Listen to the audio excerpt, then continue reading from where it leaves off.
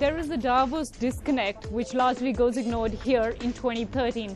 Sitting here in the most powerful people's gathering in the world, people are talking about a global economic recovery, but they're not talking about over 200 million jobs or unemployed people out there.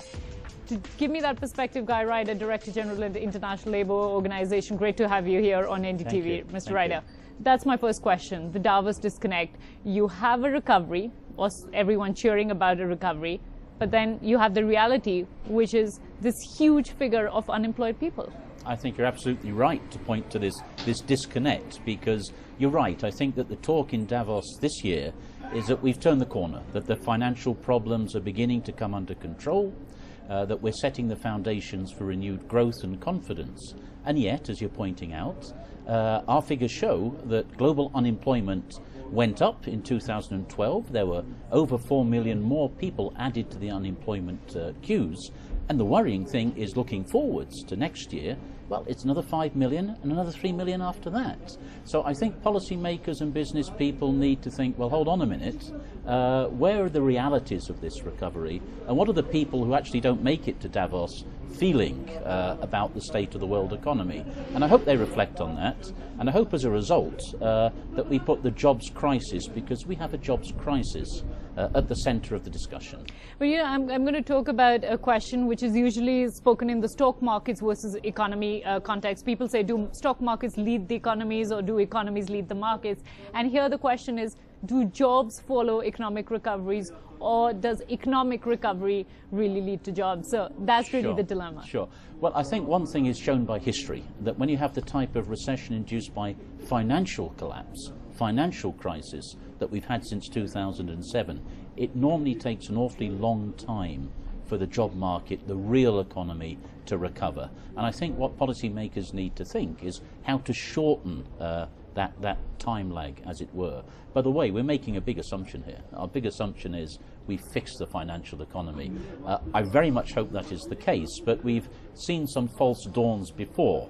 Let's hope we've got it right this time. I'll come to India in just a moment, but in the US, the big conversation has been the number of unemployed people and the fact that Ben Bernanke has done everything, QE3 and what have you, to try and get that number up. And he's a really frustrated man. So it doesn't seem that there is an answer in terms of what a central bank government can do and what the government can do. Well, you're right. Monetarily speaking, I think Mr. Bernanke's thrown everything at the jobs crisis and has indicated he will continue to do that. Now, what are we seeing in the US? We're seeing some improvement in growth and some reduction in unemployment, but it's still awfully high, particularly by US standards. I mean, the headline figure is just under 8% now, 7.8, but you know, if you add in a lot of American citizens who've simply withdrawn from the labour market, they've given up. Right. The situation is actually much worse. Right. Now, can anything then be done?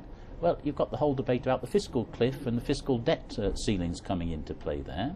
But I think the United States as well, and this is part of the global story, needs a more conducive international environment. Part of the US lesson, and I would say it's true in Europe as well, is individual countries are not going to climb out of this mess all by themselves. Whether we like it, our destinies are linked together. So what happens in India, what happens in the United States, what happens here in Europe, are part of a bigger story. And it really is needful that internationally governments sit together and basically get their music to be in tune with each other. Absolutely. Jobs are in a flat world now, and you can't afford to be insular. But really coming to India, yes. The unemployment rate is even harder to gauge than the United States, right, because we don't really have a number. At least US can talk about a 7.8%. You might contest whether it's reliable or not with people withdrawing from the labour force. But for India, there's so much hidden unemployment, youth unemployment, people who are, you know, just not paid for their services. So how would you reckon that India fares in the general unemployment and the jobs picture? Yeah, I think the point that you make is absolutely valid. Just to talk of formal open unemployment in India is perhaps to give a misleading picture of the real situation. In a country where you have the unstructured part of the economy, the informal part of the economy, overwhelmingly the one where most people work, I think problems of underemployment, unpaid and vulnerable employment are the big story. Now, So how do we approach what's happening in India? I think the first thing to say is we look at the growth rates, and India, which does very well compared to European standards, you had a bit of a dip last year. You were just under the 5% mark. We hope it's coming back a bit, and India certainly needs that growth. But I think also India needs to look at the type of jobs that it's creating, the direction of its economic growth. And there I think we can uncover some more specific issues. There are some very vulnerable people in labour markets in India. There are some problems which I'm very optimistic that the Indian government wants to address, of those who are in great difficulty. And then, of course, we have to see how that industrial manufacturing sector plays a critical role, the IT sector. It's a difficult and complex equation for India, but a very important one for the global economy. A short while back, I interviewed Alan Greenspan, and he said the one thing that's holding India back are labor reforms. He talked about this, and now you have World Bank, you have IMF all saying, listen, the labor reforms are pathetic in India because they encourage people to hire workers who are not in the structured organized labor force. In fact, I was reading numbers and it said 32% of them came in from the unstructured labor force in 2000, and that's gone up to 68% in 2010. How would you look at labor reforms in India and really press for some drastic action? Well, it's an interesting diagnosis of the problem in India. Of course, some of the labour legislation in India goes way back to 1947 and even before 1947. So obviously the world has changed enormously since then. But I actually think that the major problem with labour legislation in India is not so much that it's inappropriate and crowding people out of the formal economy. I think your major problem is one of enforcement. When we go to India, when we look at Indian legislation, and certainly there are things that need to be done with Indian legislation, one of the biggest problems I see is enforcement capacities. What's written on paper in the legislation, what happens in workplaces, often do not bear as much resemblance to each other as one would want. So yes, the reform process is important. Labour legislation has to accompany that reform process, and of course we watch the major political debates in India that surround those issues. But India needs also to pay great attention to the administration of that legislation to make sure it doesn't remain a dead letter, but it actually lives in a country which I do not underestimate the complexities of in terms of the size and the variety of situations to be addressed.